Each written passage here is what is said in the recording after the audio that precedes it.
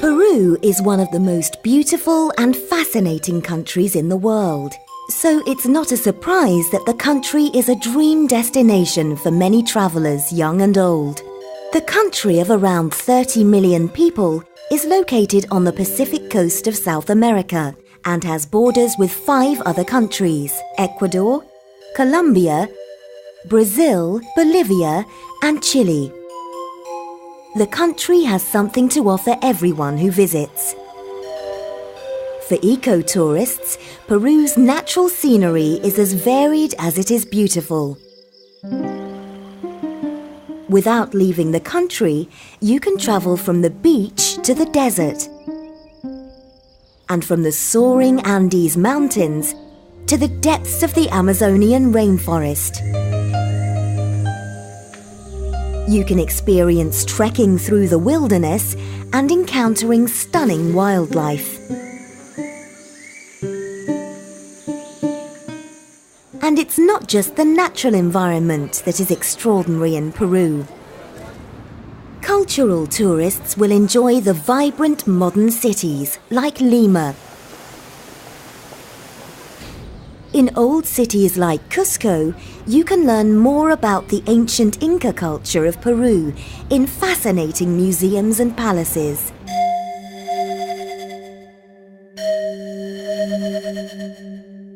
And there's the chance to buy Peruvian handicrafts and art at one of the many markets. And in isolated areas of the country, there are some of the most astonishing man-made sites in the world. Ancient and mysterious Inca settlements.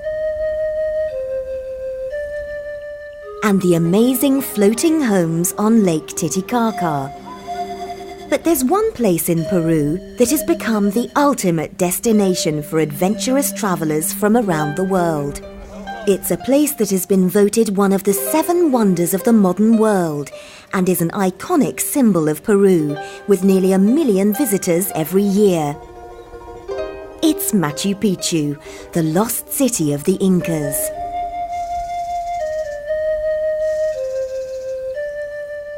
Machu Picchu is located at 2,430 meters above sea level, in the mountains about 80 kilometers from the ancient Inca capital of Cusco.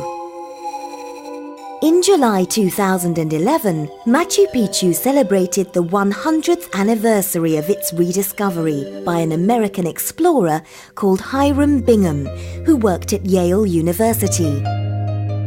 While Bingham's discovery brought the hidden site to the attention of the world, the mysterious origins of Machu Picchu stretch much further back into history.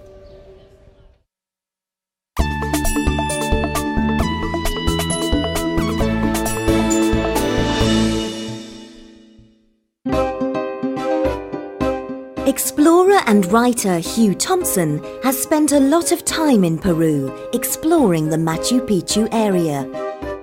I first went to Peru almost 30 years ago, and I went because someone told me that there was a ruin near Machu Picchu which had been found once and then lost. And it was such a strange story, this idea of a mislaid ruin, that I thought I'd go and try and find it again with a group of friends. So I went off on my first expedition. I think one of the most extraordinary things about Machu Picchu, which is the greatest of all the Inca sites or ruins, is that we have only known about it for 100 years, which seems extraordinary if you think how important it is. If you compare that to the pyramids in Egypt or the other great ruins of the ancient world, it's incredible that Machu Picchu should have been lost, so to speak, for so long. Machu Picchu was described by Hiram Bingham as the lost city of the Incas. And we still know very little about this amazing place.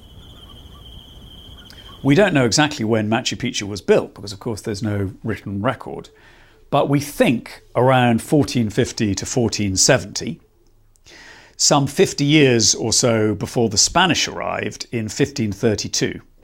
And then there's no record at all of Machu Picchu until 1911, when the American explorer Hiram Bingham discovered it. So what exactly was Machu Picchu? Was it really a city built in the mountains? We think that Machu Picchu was built as a winter estate for the Inca emperor Pachacuti and his court, so that they could escape from the winter cold of Cusco, their capital, which is much higher than Machu Picchu, and come down to the warmer climate for a few months in winter. Seeing the ruin today, it's almost impossible to imagine how it was lost for hundreds of years. But there's an unusual explanation. So with Machu Picchu, we think that when the emperor who built it, Pachacuti, died, it was then owned, so to speak, by his mummified body, and the next emperor had to build a different palace somewhere else. So Machu Picchu was forgotten, if you like, and lost. So how did Hiram Bingham rediscover Machu Picchu? Hiram Bingham was not an archaeologist himself. His great speciality was Spanish. He spoke Spanish well, and he used his knowledge of Peruvian books and Peruvian histories to give him clues as to where he might find Inca ruins. He started off down this valley from Cusco, down a road that had only just been opened, so most people hadn't travelled that way before, and he was very lucky. He was lucky because he bumped into a local farmer who said, "If you go up that hill, senor, you will see some very interesting ruins." In this case, it was a very steep hill that Bingham had to climb with the farmer to have a look. None of the rest of his expedition believed the farmer or went with him, so Bingham went up on his own and discovered Machu Picchu.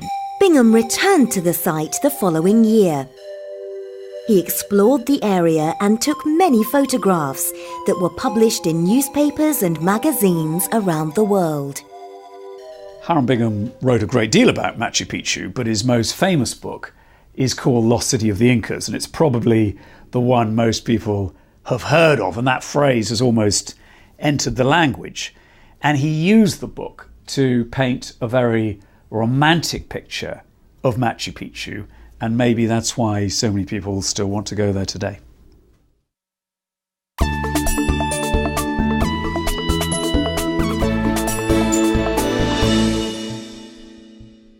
For many tourists today, the journey to Machu Picchu is almost as important as being at the palace. If you want to visit Machu Picchu today, you can either go the easy way, which is to take a train and then a bus up to the ruins, or you can do what the Incas themselves would have done, which is to take the Inca Trail. The Inca Trail is a route the Incas built themselves to travel from Cusco to Machu Picchu. The amazing high-altitude track takes 4 or 5 days for the modern visitor to walk. Walkers need to prepare well for the journey, or they can get into trouble. Because they are walking through forests and along narrow paths at high altitudes, the Inca Trail is not for the faint-hearted or unfit, and walkers need to plan their journey well in advance.